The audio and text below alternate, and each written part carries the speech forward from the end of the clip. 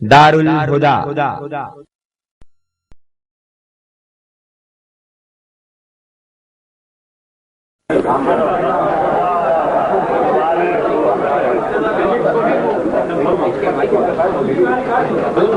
بسم اللہ الرحمن الرحیم۔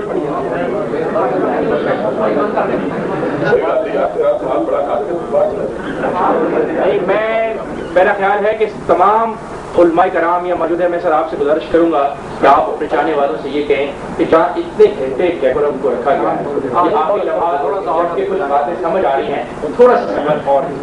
بات آئی۔ بسم اللہ الرحمن الرحیم۔ حضرات، میں ساجد میر صاحب صاحب یہ سب بیٹھے ہوئے ان کا شکر گزار ہوں، انہوں نے مجھے موقع دیا۔ ویسے اصولی طور پر میں یہ بالا نشین اضلاع کی توجہ حاصل کروانا چاہتا ہوں۔ اصولی طور پر مجھے ویسے بھی وقت دینا چاہیے تھا، کیونکہ میں نے ایک ٹیکنیکل پوائنٹ جو تھا اٹھایا تھا اور جان بوجھ کے اس بل پر گفتگو نہیں کی تھی، اس وجہ سے بھی ویسے میرا حق تھا۔ قاضی صاحب کے انتہائی احترام کی وجہ سے میں نے یہ گزارش نہیں کی کہ وہ بھی پہلے اپنا بیان کر لے تاکہ میں سارے کا جو ہے، کیونکہ میرا حق ہے کہ میں نے استغاثہ ادا کی ہے۔ اس لحاظ سے حق یہ تھا کہ قاضی صاحب بھی پہلے بولے تھے، بعد میں جتنے نکات، چونکہ اب شریعت محاذ کی طرف سے پیش کیا گیا بل زیر بحث ہے، چونکہ میرے ساری گفتگو جو تھی وہ یہ تھی کہ شریعت محاذ کا بل ہے ہی نہیں، اور ابھی تک قاضی صاحب حسین احمد صاحب کے صرف اس خوبصورت چہرے کو دیکھ کر میں مان لیتا ہوں کہ وہ کہتے ہیں ہم پیش کر رہے ہیں۔ میں سن تو لیں نا ان کو بولنے اکیلے کو، وہ کہتے ہیں کر چکے ہیں۔ میرے پاس ایفیڈیوٹ موجود ہے، میں نہیں کر سکتا اس بات کو اٹھانا، جب آپ اٹھا رہے ہیں تو پھر سن لیں۔ میرے پاس 3 سینیٹرز کے ایفیڈیوٹ موجود ہیں جنہوں نے کہا ہے کہ آج کے دن 19 مارچ تک، جمعرات کے دن تک کوئی ترمیمی بل سینٹ میں پیش نہیں کیا گیا۔ 3 سینیٹرز کے ایفیڈیوٹ میرے پاس موجود ہیں، اور اتنے ہم بھولے نہیں ہیں مولوی، لیکن اتنے بھولے نہیں ہیں کہ ہمیں یہ کہا جائے کہ پیش کر دیا ہے۔ پیش کرنے کا ایک طریقہ کار ہوتا ہے، اس کی باقاعدہ سینیٹرز میں نقلیں تقسیم ہوتی ہیں۔ میں یہاں حاضری سے پہلے 3 سینیٹرز سے مل کے آیا ہوں، انہوں نے ایفیڈیوٹ دیا ہے کہ آج تک ہمیں کوئی نقول اس کی موصول نہیں، لیکن میں نے پہلے کہا تھا کیونکہ بڑے زور سے 3 آدمیوں نے نہیں کر دیا ہے، تو میں نے کہا کہ پہلی خواندگی مکمل ہوتی ہے۔ میں بھی تھوڑا سا قانون آشنا ہوں، اور یہ صاحبان جو پینل میں بیٹھے ہوئے ہیں یہ بھی جانتے ہیں 25 اکتوبر کے درمیان اور 19 مارچ کے درمیان کتنے مہینوں کا فاصلہ ہے، اور اس سلسلے میں کوئی ضروری نہیں ہے کہ سینٹ کا اجلاس ہو رہا ہو تبھی پیش ہو سکتا ہے، بلکہ سینٹ کے سیکریٹریٹ کو 25 کو جب پاس ہوتا تھا 26 کو بھیج دینا چاہیے تھا، 26 کو نہ بھیجا گیا، 19 کو قاضی صاحب فرماتے ہیں۔ میں نے پہلے کہا کہ قاضی صاحب کی وجہ سے میں مان لیتا ہوں، لیکن آج تک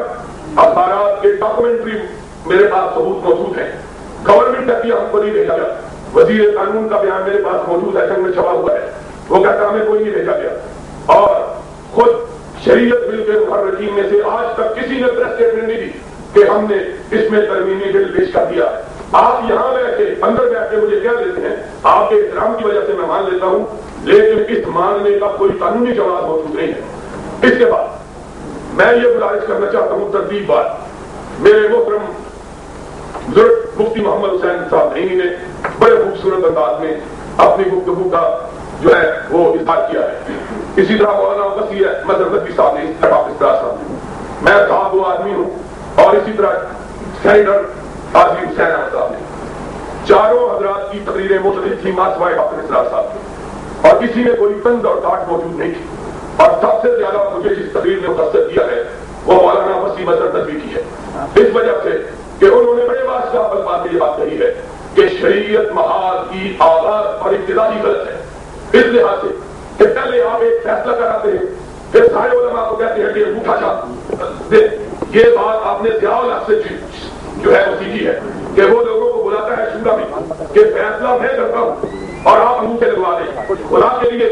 اس فیصلے کی روش کو تبدیل کیجیے۔ اگر آپ یہ سمجھتے ہیں کہ باقی حضرات بھی اہل علم ہیں اور ان کا بھی ایک نقطہ نظر ہے، ان کی بھی ایک رائے ہے، ان کی بھی ایک اسٹینڈرڈ ہے، صرف اس بات سے بات نہیں بن سکتی کہ چند لوگوں کو آپ کہیں کہ فلاں مسئلے کے بھی آگے اور فلاں مسئلے کے بھی آگے، یہ بات سختی کی ضرور ہو سکتی ہے لیکن عقائد کو تبدیل نہیں کر سکتی ہے۔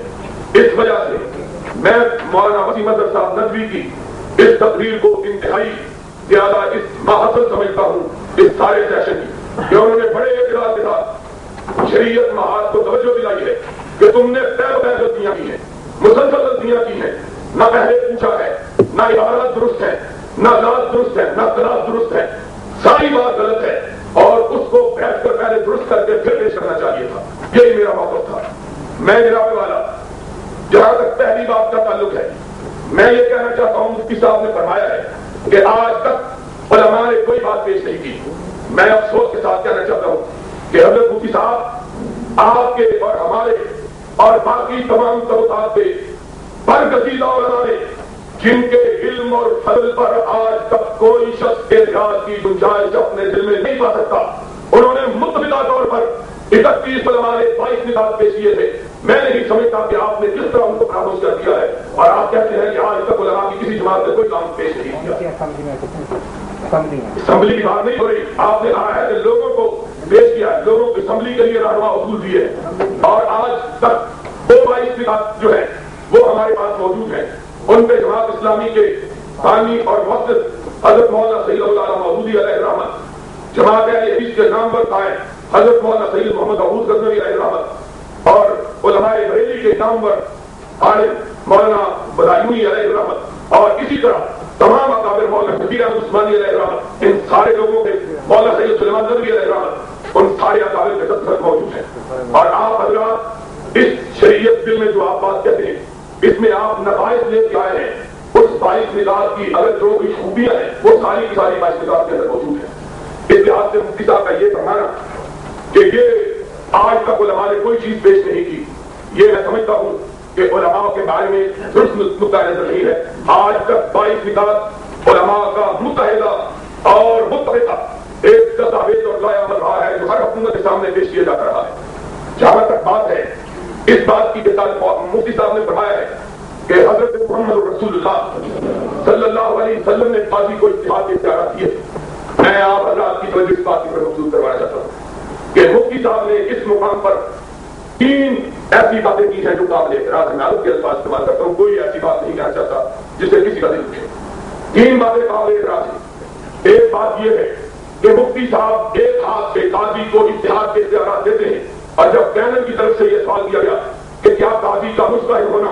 اور اس کو اجتہاد کا حق حاصل ہونا ضروری ہے اور وہ اجتہاد کر سکتا ہے، تو مفتی صاحب نے اسے فریز کیا، اور جواب میں انہوں نے ایک پرانے اجتہاد کا حوالہ دیا کہ فقہ حنفی کے اندر اگر مفقود الخبر شوہر کی